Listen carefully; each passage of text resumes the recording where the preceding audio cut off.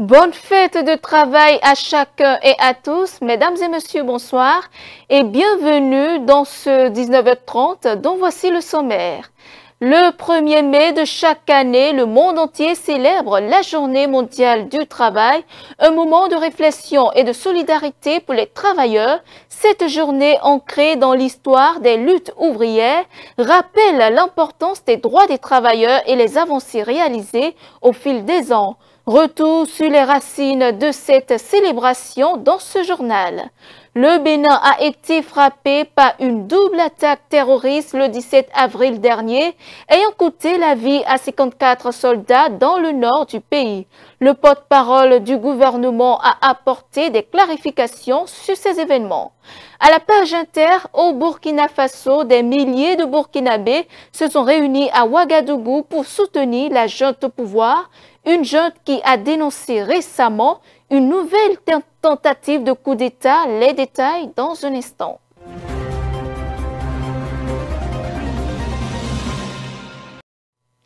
À nouveau bonsoir. Eh bien, le monde entier commémore la fête du travail ce jeudi, un événement qui met en lumière les luttes et les réalisations des travailleurs à travers le monde.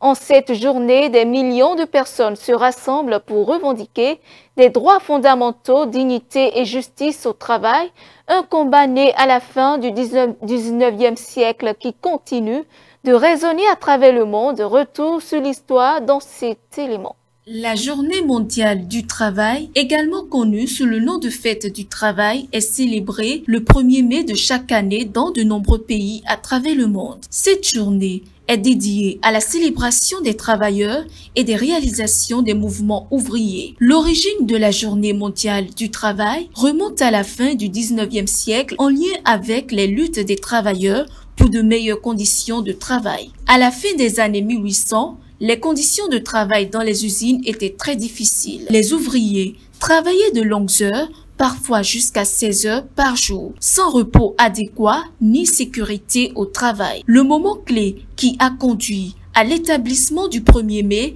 comme journée de commémoration a été la grève des travailleurs à Chicago en mai 1886. Des milliers de travailleurs ont manifesté pour demander une journée de travail de 8 heures. La situation a pris une tournure tragique lors du rassemblement d'Haymarket le 4 mai. La situation a pris une tournure tragique lors du rassemblement d'Haymarket le 4 mai où une explosion a fait plusieurs morts et blessés, entraînant une répression violente des mouvements ouvriers. En 1889, lors d'un congrès international à Paris, la Deuxième internationale a proclamé le 1er mai comme journée internationale des travailleurs pour honorer leur lutte et commémorer les événements d'Haymarket. Cette décision a été largement adoptée par les syndicats dans différents pays. Cette journée est marquée par des défilés, des discours, des rassemblements et d'autres événements pour promouvoir les droits des travailleurs et revendiquer des améliorations dans les conditions de travail. Dans un contexte marqué par une recrudescence des attaques terroristes contre les forces de sécurité, dans le nord du Bénin, le porte-parole du gouvernement, Wilfried Léandre-Ngouedji, était face aux professionnels des médias, face aux préoccupations croissantes de l'opinion publique. Il a apporté des réponses précises sur les événements récents, la posture du gouvernement ainsi que les mesures mises en œuvre en soutien aux familles endeuillées. Suivons-le. C'est pour ça justement qu'il n'y a que par la symétrie qu'ils arrivent à nous surprendre et à faire des dégâts de temps en temps dans nos rangs. La symétrie suppose que ces assassins ne disent pas à nos soldats qui sont en position, et rappelez-vous, les théâtres où ça se passe, ce ne sont pas des terrains de football où on a une vue aisée sur l'avant, ce n'est pas en pleine ville, c'est en brousse surtout. Donc, ils ne disent pas à nos enfants, on viendra vous attaquer ce soir, on viendra demain. Eux, ils sont tenus de veiller 24 heures sur 24. Nous, nous faisons l'effort de recruter suffisamment, de mettre le matériel à disposition, d'entretenir le moral de la troupe. Et c'est ça aussi qui fait que, contrairement à d'autres, nous ne sommes pas dans la situation où on enregistre chaque mois 10 attaques meurtrières ou à l'année une centaine d'attaques meurtrières. Je voudrais que l'on se rassure de cela et que les Béninoises et les Béninois ne paniquent pas plus que de raison parce qu'il nous arrive des cas où nous perdons nos enfants. Donc je redis ici que le sacrifice au nom de la nation, pour cela nous leur serons éternellement reconnaissants. Nous nous sommes obligés vis-à-vis de nos soldats qui vont au front, qui vont dans des missions spéciales. Et nous avons voté des tests. Il y a une loi, il y a des décrets qui ont été pris. Et lorsque ça arrive, l'État va au soutien des familles. Il y a un montant qui est débloqué systématiquement pour chaque enfant du Bénin tombé au front en mission spéciale. Il y a un montant qui est débloqué. L'argent ne remplacera jamais une vie. Mais les familles savent lorsque ça arrive. Et chacune d'elles, par ailleurs, reçoit un courrier formel de la part de l'État à travers le ministère de la Défense faisant les condoléances du gouvernement. Chaque famille intéressée reçoit un courrier. Lorsque les soldats, ils ont laissé des enfants, l'État prend en charge l'éducation des enfants jusqu'à leur majorité, 21 ans. Si un soldat a laissé un enfant en CI ou en maternelle, nous nous obligeons à assurer sa scolarité jusqu'à ses 21 ans. Nous mettons en place une assurance maladie pour l'accompagner jusqu'à ses 21 ans. Ça se fait. C'est les réponses concrètes que le gouvernement apporte lorsque nous vivons ces phénomènes-là. Si vous allez interroger nos militaires, aujourd'hui, ils vous diront tout ce qu'ils ont demandé au gouvernement comme matériel. Le gouvernement les a achetés ou s'est engagé à les acheter et c'est en commande. Et si ça n'existait pas, avec les dernières réunions, c'est remis sur la table. Donc, on n'a pas structurellement un problème d'équipement. D'ailleurs, le ministre de la Défense a eu l'occasion de vous dire tous les efforts que nous avons faits pour rendre notre armée aujourd'hui opérationnelle. Si c'était la situation de 2015-2016 dans laquelle se trouvait notre armée, qui perdurait aujourd'hui, je suis convaincu que l'on ne résisterait pas autant que nous le faisons aujourd'hui. Donc, ça n'est pas un problème d'équipement. Mais on peut toujours optimiser. Nous ne sommes pas producteurs d'équipements. Les équipements militaires, leur trafic obéit à des règles. On ne vend pas en principe à n'importe qui. C'est pour ça que parfois on s'interroge à juste titre comment ces assassins se procurent les armes. En dehors de ce qu'ils récupèrent sur les théâtres où ils ont fait des morts, on a des questions que ce soit chez nous ou que ce soit dans les autres pays, oui, mais à part ça, d'où est-ce qu'ils tirent leur arsenal? Je ne saurais vous le dire. Mais nous travaillons à ce que nos hommes soient dans les meilleures conditions de travail. Alors que le Bénin vient de se doter d'une loi encadrant la chefferie traditionnelle, le président de la commission chargée de l'élaboration du cadre juridique, Bienvenue à Kora, lève le voile sur les réalités découvertes sur le terrain. Suivons un extrait de ses propos. Nous avons compté plus de 150 chefs cantons qui ont maillé toute la colonie du Dahomey. Le problème, comment on appelle un chef canton dans les langues nationales? Les chefs cantons disent qu'ils sont rois. Vous comprenez? À partir de ce moment-là, dès que nous avons eu l'indépendance, ces chefs cantons continuaient de se considérer dans la plupart des régions, dans certaines, comme des rois. Donc, il se pose là un problème juridique. Puisque, même en tant qu'administrateur associé des colonies, au profit du colonisateur, ils avaient un salaire. Et, dans l'évolution des choses, lorsque le colonisateur s'est senti à l'aise dans sa colonie, il a mis fin officiellement, par décret, à tous ces chefs cantons-là. Mais les chefs cantons ne respectaient pas ça. Et continuaient, dans le fin fond de nos villages, à se faire considérer comme rois et utilisaient toujours leur force. Donc la commission n'a pas jugé utile d'aller les contacter pour dire nous avons une mission de répertorier les rois. Nous savions à l'origine qu'ils ne sont pas rois. Voilà la question. Ce qu'on nous reproche surtout à la commission. Dans notre rapport, nous avons été aux archives nationales et nous avons photocopié les décrets qui les ont fait chefs canton et nous avons photocopié les décrets qui les a démis de leur fonction de chef canton. Je pense que c'est ça qui est scientifique. Donc tous ceux qui se sont autoproclamés rois depuis après 1894 pour le sud, 1897 pour le nord, nous ne les avons pas comptabilisés comme rois. Et au moment où nous faisions notre travail, il y avait plus de 300 rois. Alors, vous voyez, c'est ça le caractère ubuesque de la situation. Et la République, à un certain moment, est otage. Visiblement, scientifiquement parlant, notre système démocratique a été pris en otage par ces gens de forfaiture. Et je pense que le gouvernement a eu totalement raison de mettre fin. Il fallait savoir réellement qui est roi et qui n'est pas roi. Et la seule manière scientifique de le dire, c'est quels sont les royaumes qui existaient à l'arrivée du colonisateur.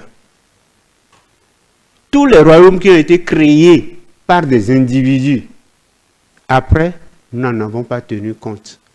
Voilà ce que je peux dire globalement. Et ça, c'est la contradiction principale entre tous ceux qui se prévalent le roi et la commission. Alors, scientifiquement, vous dites que vous êtes roi, on veut bien. Vous créez une ONG. Et l'ONG désigne en son sein des gens qui ont le pouvoir de consacrer d'autres personnes rois sous la République. Et ça s'appelle ONG. Et ça passe comme lettre à la poste. Vous voyez, il fallait mettre fin à cette pagaille-là. Et je pense que, en notre âme et conscience, nous avons fait notre travail de façon très rigoureuse, avec des critères. En interactualité, au Burkina Faso, des manifestations se sont tenues dans plusieurs villes du pays en signe de soutien au président Ibrahim Traoré. Un événement loin d'être anodin puisque tous les rassemblements sont normalement interdits dans le pays une semaine avant cet appel à la mobilisation par le gouvernement burkinabé. Les autorités déclaraient avoir déjoué un coup d'État suivant. Des milliers de Burkinabés ont pris d'assaut la place de la Nation à Ouagadougou pour réaffirmer leur soutien au capitaine Traoré. Pancarte en main, les pro-Ibrahim Traoré sont remontés contre le général Michael Langley. Le commandant de l'US Africom avait affirmé que les ressources minières du Burkina Faso, ainsi que certains revenus issus de la coopération avec la République populaire de Chine, serviraient plutôt à la protection du régime en place. Je parle aux prédateurs qu'ils quittent les mensonges. Le Burkina Faso n'est contre personne, mais nous n'admettrons plus le pillage. Le général est un menteur. Nos biens nous appartiennent. On l'exploite quand on veut et on le vend avec qui on veut. S'ils veulent éliminer le capitaine Traoré, qu'ils éliminent d'abord le peuple. Ce que nous avons vécu en 1987 ne se répétera plus. Ce qui est arrivé au capitaine Sankara ne va pas arriver au capitaine Traoré. Nous irons jusqu'au bout pour défendre notre président. Des membres du gouvernement sont venus exprimer leur soutien aux Burkinabés présents sur cette place. Une occasion pour le chef du gouvernement de livrer le message du leader à ses partisans. Est venu de ne plus jamais courber les chines. Que le peuple burkinabé se libère définitivement. Que le peuple du Sahel se définitivement que les Africains et les panafricanistes, les combattants de la liberté dans le reste du monde se mettent debout. Parce que le combat va se poursuivre jusqu'à la victoire. Tout est mis en œuvre pour que l'or du Burkina Faso profite au Burkinabé, a affirmé le Premier ministre lors d'une interview télévisée le lundi 18 avril 2025. En Afrique du Sud, le président Cyril Ramaphosa a annoncé la mise en place d'une commission pour enquêter sur le manque de justice autour de crimes qui remontent à l'apartheid. Après le travail de la commission Vérité et Réconciliation, de nombreux suspects qui n'avaient pas obtenu d'amnistie auraient dû être poursuivis devant les tribunaux suivants. En Afrique du Sud, le président Cyril Ramaphosa a ordonné une enquête sur le manque de justice relativement aux crimes d'apartheid. Les investigations devront déterminer si les gouvernements précédents dirigés par son parti ont intentionnellement bloqué les poursuites sur les délits de cette époque sombre de l'histoire du pays. Cette mesure historique est réclamée depuis plus de 20 ans par les survivants et les familles des victimes. Selon un communiqué de la présidence sud-africaine, la procédure répondra aux allégations d'influence inappropriée pour retarder ou entraver les enquêtes contre les gouvernements post-apartheid dirigés par l'ANC. L'ANC a mené la lutte contre le système de domination de la minorité blanche, conduisant l'Afrique du Sud à la démocratie à la fin de l'apartheid en 1994. Les chefs de la diplomatie des pays du BRICS se sont rassemblés à Rio de Janeiro ce mardi pour la seconde et ultime journée de leur rencontre. C'était la première rencontre coordonnée impliquant les représentants des 11 États, membres actuels ainsi que les nouveaux associés qui ont été admis en 2024. Le ministre du Brésil, qui assure la présidente tournante du groupe, a appelé à un renforcement de la coopération entre les pays du Sud. Le reportage. Les ministres des Affaires étrangères du bloc des BRICS se sont réunis à Rio de Janeiro mardi pour la deuxième et dernière journée. Il s'agissait du premier rassemblement unifié avec les représentants des 11 États membres actuels et les nouveaux partenaires admis en 2024. Le ministre du Brésil, qui assure la présidence tournante du groupe, a appelé à un renforcement de la coopération entre les pays du Sud. Il n'est pas dans l'intérêt du Brésil ni de nos partenaires des BRICS de vivre dans un monde fracturé. Nous devons renforcer le multilatéralisme et la coopération en tant qu'outil permettant de relever les défis actuels. Selon la devise adoptée par le Brésil pour sa présidence des BRICS, il faut renforcer la coopération entre les pays du Sud pour une gouvernance plus inclusive et durable. Le bloc comprend désormais le Brésil, la Russie, l'Inde, la Chine, l'Afrique du Sud, l'Arabie Saoudite, l'Égypte, les Émirats Arabes Unis, l'Iran, l'Éthiopie et l'Argentine. Nous avons discuté du rôle des BRICS dans la promotion de la paix, la résolution pacifique des conflits et la résolution des crises mondiales. Des déclarations claires ont été faites sur la nécessité de renforcer le rôle des Nations Unies, en soulignant notamment l'urgence de réformer le Conseil de sécurité afin de le rendre plus représentatif, légitime et efficace, en particulier avec une plus grande participation de l'Afrique, de l'Asie et de l'Amérique latine. Avec sa récente expansion, les BRICS visent à amplifier la voix du Sud. Cette réunion ministérielle s'inscrit dans le cadre de la préparation du 16e sommet des BRICS qui réunira les chefs d'État à Rio de Janeiro en juillet. Un ancien ambassadeur américain en Ukraine a réagi à l'accord signé entre les deux nations pour permettre aux États-Unis d'accéder aux vastes ressources minérales de l'Ukraine. William B. Taylor a déclaré ce mercredi à la chaîne britannique que l'accord était juste et équilibré pour les deux parties. C'est après moi. L'accord sur la reconstruction et l'investissement entre les États-Unis et l'Ukraine est jugé juste et équilibré pour les deux parties par un ambassadeur américain.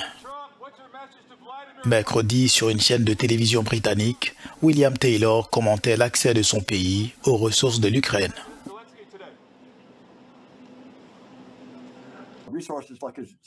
Les ressources telles que l'uranium, le titane, le nickel sont nombreuses et certaines terres rares sont difficiles à trouver. Il y a donc beaucoup de travail à faire pour développer ces minéraux, mais les études ont été faites et maintenant le développement peut commencer. but the surveys have been done, and now the development can take place. La convention entre Washington et Kiev intervient après des semaines de pression exercées par Donald Trump. Le président américain souhaite obtenir de l'Ukraine un dédommagement pour les milliards de dollars d'assistance militaire et économique accordés à ce pays pour l'aider à repousser l'invasion russe. Et c'est la fin de ce journal. Merci pour votre aimable attention. Suivez-nous en continu sur speedlinetv.bj/live et sur nos différents canaux digitaux Facebook et YouTube.